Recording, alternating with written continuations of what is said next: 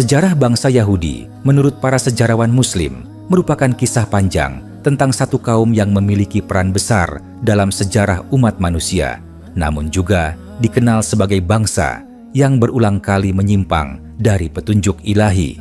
Dalam pandangan para ulama dan sejarawan Islam, asal-usul mereka bermula dari Nabi Ya'qub putra Ishak putra Ibrahim yang dikenal dengan sebutan Israel. Dari keturunan Nabi Ya'qub inilah lahir 12 suku yang kemudian disebut Bani Israel, sebuah istilah yang menjadi cikal bakal bagi bangsa Yahudi. Ibrahim dianggap sebagai bapak para nabi dan beliau hidup di wilayah Ur di daerah Babilonia kuno. Setelah berpindah ke Kanaan, keturunannya menyebar dan melalui garis Ishak, kemudian Ya'qub, lahirlah kaum yang diberi amanah besar oleh Allah untuk beriman dan menegakkan syariat ilahi. Namun, sebagaimana dijelaskan oleh banyak mufasir dan sejarawan Muslim seperti Ibnu Katsir, Al-Mas'udi, dan Al-Tabari, sejarah Bani Israel dipenuhi dengan pelajaran tentang ketaatan dan pembangkangan, tentang masa kejayaan iman dan masa keterpurukan akibat kesombongan serta pelanggaran terhadap perintah Tuhan.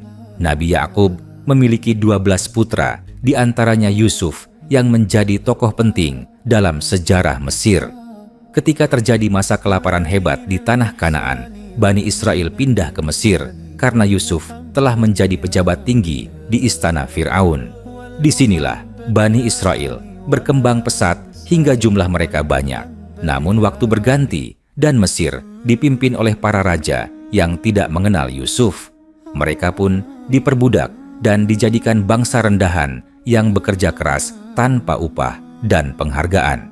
Kemudian Allah mengutus Nabi Musa untuk membebaskan mereka dari penindasan Fir'aun. Dalam pandangan sejarawan Muslim, peristiwa keluarnya Bani Israel dari Mesir bukan hanya kisah pembebasan fisik, tetapi juga ujian besar bagi mereka agar mengenal keesaan Allah dan meninggalkan penyembahan terhadap berhala yang mereka lihat di Mesir. Musa membawa mereka menyeberangi laut dengan mukjizat besar ketika Allah membelah laut dan menenggelamkan Fir'aun beserta tentaranya. Namun tak lama setelah selamat, sebagian dari mereka justru meminta dibuatkan berhala, sebagaimana yang mereka lihat di Mesir, menandakan lemahnya keimanan dan cepatnya mereka melupakan nikmat Allah. Setelah peristiwa itu, mereka mengembara di Padang Tih selama 40 tahun karena menolak perintah Allah untuk memasuki tanah suci yang dijanjikan. Di masa pengembaraan itu, Allah menurunkan manna dan salwa sebagai makanan mereka, dan Musa menerima wahyu berupa Taurat di Gunung Thur. Tetapi, tatkala Musa pergi bermunajat, sebagian dari mereka malah menyembah anak sapi emas yang dibuat oleh Samiri. Para sejarawan Muslim memandang peristiwa ini sebagai simbol pengkhianatan spiritual pertama bangsa Yahudi terhadap perjanjian dengan Allah. Ketika Musa dan Harun wafat, kepemimpinan berpindah kepada Yusya bin Nun yang kemudian berhasil membawa Bani Israel memasuki tanah suci, yaitu wilayah Palestina. Mereka membangun kehidupan di sana dan masa-masa awal ini dianggap sebagai masa keimanan yang relatif baik sebelum mereka kembali terjerumus dalam penyimpangan. Allah mengutus banyak nabi di tengah mereka seperti Ilyas, Ilyasa, dan kemudian Daud serta Sulaiman. Pada masa Daud dan Sulaiman inilah kerajaan Bani Israel mencapai puncak kejayaan. Mereka membangun Baitul Maqdis di Yerusalem sebagai pusat ibadah dan pemerintahan. Namun, setelah wafatnya Nabi Sulaiman, kerajaan itu terpecah menjadi dua. Kerajaan Israel di utara dan kerajaan Yehuda di selatan. Sejarawan Muslim menggambarkan masa ini sebagai awal kehancuran moral dan spiritual mereka. Mereka meninggalkan hukum Allah, mengikuti para rahib yang menyelewengkan kitab Taurat, dan terjerumus dalam kezaliman. Akibatnya, Allah menimpakan hukuman kepada mereka melalui serangan bangsa asing. Pertama, datang bangsa Asyur yang menghancurkan kerajaan Israel di utara dan menawan 10 suku mereka. Kemudian, Babilonia di bawah Raja Nebukadnezar menyerang Yerusalem, membakar Baitul Maqdis, dan menawan ribuan orang Yahudi ke Babilonia. Peristiwa ini disebut pembuangan Babilonia. Dalam pandangan para sejarawan Muslim, kehancuran ini bukan sekadar tragedi politik, tetapi azab dari Allah atas kedurhakaan mereka terhadap wahyu dan para nabi. Di masa penawanan itu, banyak nabi yang tetap menyeru mereka kepada pertobatan, seperti Nabi Hizkil. Beberapa dekade kemudian, ketika Babilonia ditaklukkan oleh Persia di bawah Raja Cyrus, Bani Israel diizinkan kembali ke Tanah Suci dan membangun kembali Baitul Maqdis. Namun, mereka tidak mengambil pelajaran. Dalam catatan sejarah Islam, mereka kembali menyimpang, bahkan menolak dan membunuh para nabi yang diutus kepada mereka. Nabi Zakaria dan Yahya termasuk di antara yang mereka aniaya, dan puncaknya adalah penolakan terhadap Nabi Isa yang diutus untuk meluruskan kembali ajaran Taurat. Menurut sejarawan Muslim, seperti Ibnu Katsir dalam Al-Bidayah wan Nihayah, penolakan mereka terhadap Nabi Isa bukan karena kurangnya bukti kenabian, tetapi karena kesombongan dan ketakutan kehilangan kekuasaan agama. Mereka bersekongkol dengan penguasa Romawi untuk menyalibkannya, meskipun dalam keyakinan Islam, Isa tidak disalib, melainkan diangkat oleh Allah. Sejak saat itu, mereka tersebar di berbagai wilayah dan kehilangan tanah suci mereka untuk waktu yang panjang. Selama masa kekuasaan Romawi, mereka beberapa kali memberontak dan menyebabkan kehancuran total Yerusalem pada tahun 70 Masehi. Setelah itu mereka tersebar ke berbagai negeri di Eropa, Afrika Utara, dan Asia. Sejarawan Muslim menggambarkan masa diaspora ini sebagai konsekuensi dari dosa besar mereka terhadap para nabi dan pelanggaran terhadap perjanjian dengan Allah. Namun, meskipun tersebar dan tertindas, mereka tetap memelihara identitas mereka dengan kuat, bahkan sering berusaha menyusup ke dalam kekuasaan politik negeri-negeri yang mereka tempati. Dalam sejarah Islam, bangsa Yahudi dikenal karena sikap keras kepala mereka terhadap Nabi Muhammad. Mereka mengenal tanda-tanda kenabian beliau sebagaimana tercantum dalam kitab mereka. Namun, ketika beliau datang dari bangsa Arab, mereka menolaknya karena kedengkian dan fanatisme. Di Madinah, kaum Yahudi seperti Bani Qainuqa, Bani Nadir, dan Bani Quraizah melanggar perjanjian dengan Rasulullah dan bersekongkol dengan kaum musyrikin untuk menghancurkan umat Islam. Akibat pengkhianatan itu, mereka diusir atau diperangi sebagaimana dijelaskan dalam catatan sejarah Islam. Setelah masa Nabi, umat Islam di bawah para khalifah tetap memberikan perlindungan kepada Yahudi yang hidup damai dan tidak memusuhi Islam. Di masa kekhalifahan Umayyah dan Abbasiyah, banyak dari mereka hidup di bawah naungan hukum Islam dengan aman. Namun, dalam pandangan sejarawan Muslim, hal itu tidak menghapus kenyataan bahwa sejarah mereka adalah sejarah penyelewengan terhadap wahyu ilahi yang terus berulang dari masa ke masa. Ketika kekuatan Barat bangkit dan kaum Yahudi mulai menyusun rencana untuk kembali ke Palestina, sejarawan Muslim memandangnya sebagai kelanjutan dari ambisi lama mereka untuk mendirikan kembali kerajaan Daud dan Sulaiman, namun bukan atas dasar wahyu, melainkan kekuasaan duniawi. Berdirinya negara Israel modern di abad ke-20 dianggap oleh banyak ulama dan sejarawan sebagai tanda kebangkitan fitnah besar yang telah disebutkan dalam Al-Quran dan hadis. Sepanjang sejarah, pandangan para sejarawan Muslim terhadap bangsa Yahudi bukanlah semata kebencian rasial, melainkan peringatan moral bahwa setiap umat yang meninggalkan petunjuk Allah dan menggantinya dengan hawa nafsu serta kebanggaan semu akan menemui nasib yang sama. Mereka menjadi contoh bagaimana karunia besar dapat berubah menjadi kehinaan ketika disia-siakan. Dalam kisah Bani Israel, terdapat pelajaran mendalam bagi umat Islam agar tidak mengulangi kesalahan yang sama, yaitu berpaling dari wahyu setelah mendapat petunjuk, membanggakan keturunan dan kekayaan, serta menyelewengkan agama demi kepentingan dunia.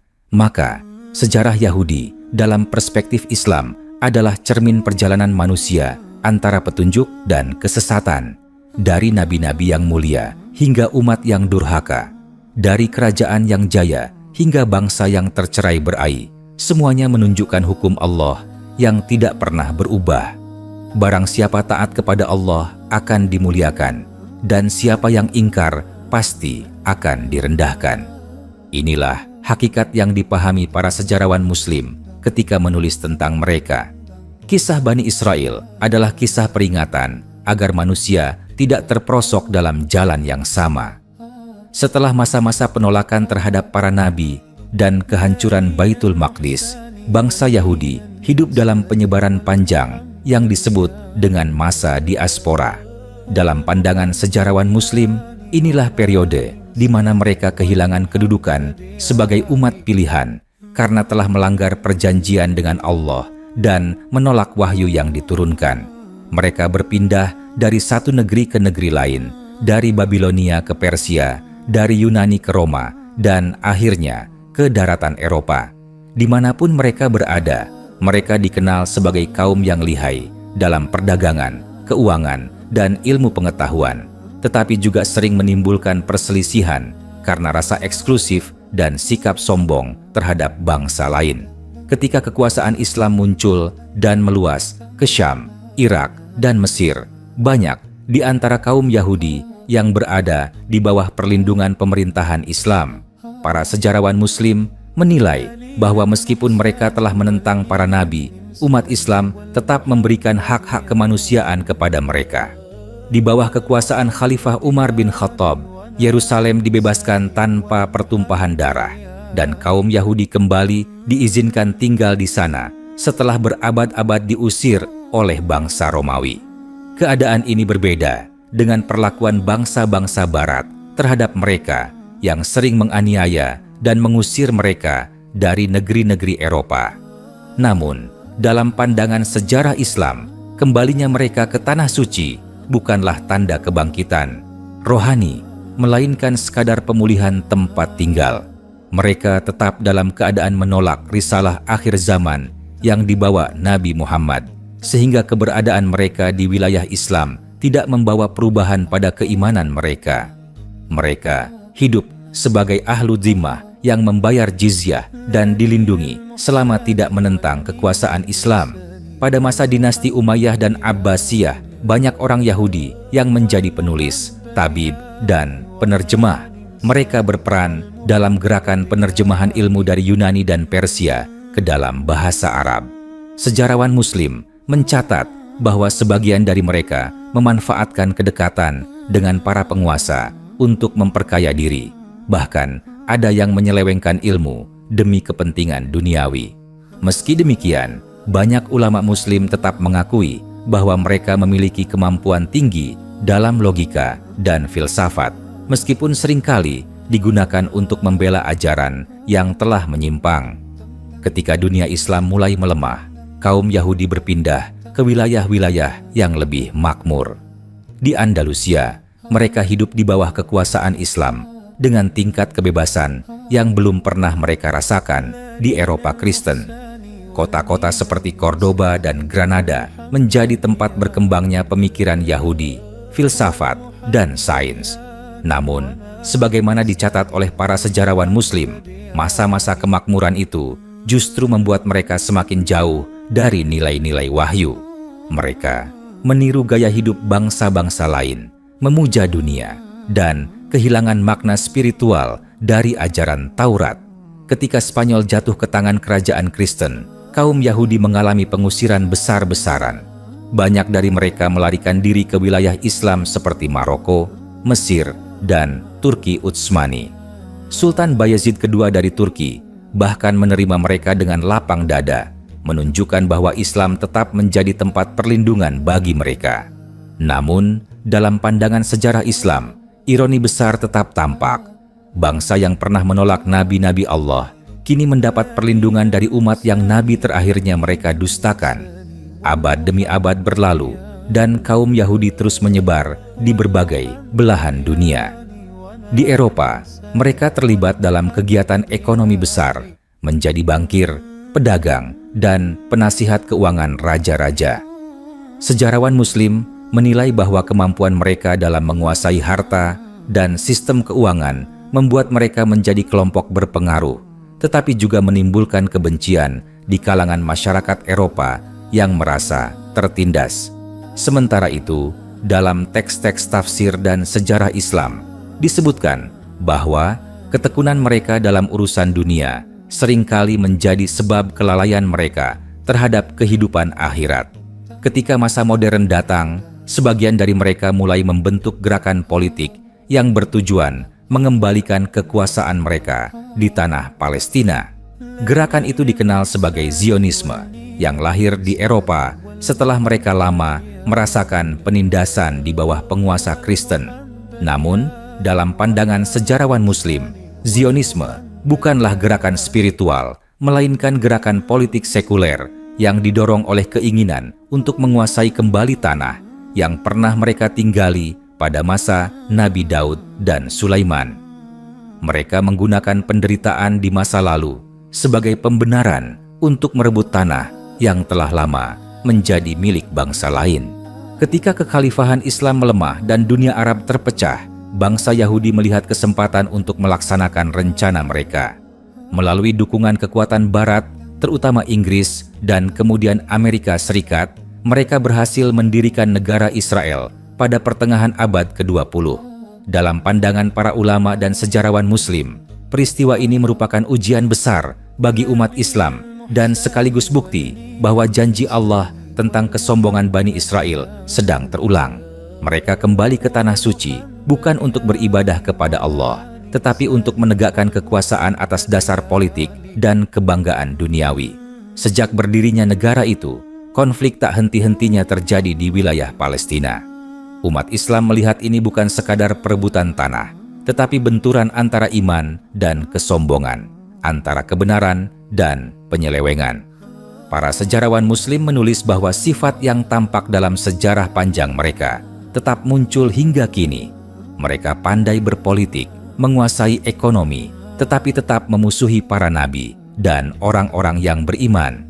Namun Islam tidak mengajarkan kebencian tanpa dasar.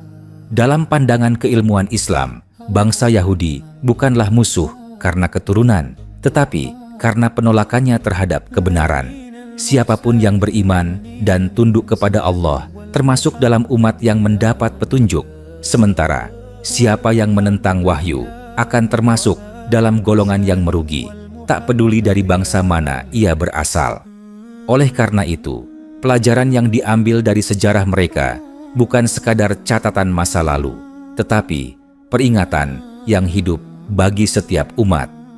Para sejarawan Muslim sering menutup pembahasan mereka dengan refleksi bahwa sejarah Yahudi adalah cermin bagi seluruh umat manusia. Ketika mereka taat, Allah muliakan mereka. Ketika mereka menyimpang, Allah hinakan mereka. Pola ini adalah hukum ilahi yang berlaku bagi semua. Setiap peradaban yang mengingkari Tuhan dan menjadikan dunia sebagai tujuan akhir akan mengalami nasib yang sama. Kini, ketika dunia modern mengagungkan kekuatan materi dan melupakan nilai-nilai langit, kisah bangsa Yahudi menjadi pelajaran berharga. Mereka adalah kaum yang diberi ilmu, diberi nikmat, diberi para nabi, namun kehilangan arah karena mengabaikan amanat wahyu. Para ulama menasihati bahwa umat Islam harus membaca sejarah itu dengan mata yang jernih, bukan untuk membenci, tetapi untuk memahami bagaimana manusia dapat jatuh dari derajat tinggi menjadi hina hanya karena kesombongan terhadap perintah Allah. Demikianlah perjalanan panjang bangsa Yahudi dalam pandangan sejarawan Muslim, dari keturunan para nabi hingga menjadi bangsa yang tersesat, dari negeri yang diberkahi hingga menjadi bangsa yang tercerai-berai, dari pengusiran ke pengusiran hingga kembali mendirikan kekuasaan yang penuh tipu daya. Semua itu menunjukkan bahwa sejarah bukanlah kebetulan, tetapi ketetapan Allah yang mengatur nasib setiap umat. Barang siapa memegang teguh iman, ia akan ditolong, dan siapa yang berpaling dari wahyu, ia akan disesatkan meski memiliki ilmu dan kekuatan sebesar apapun.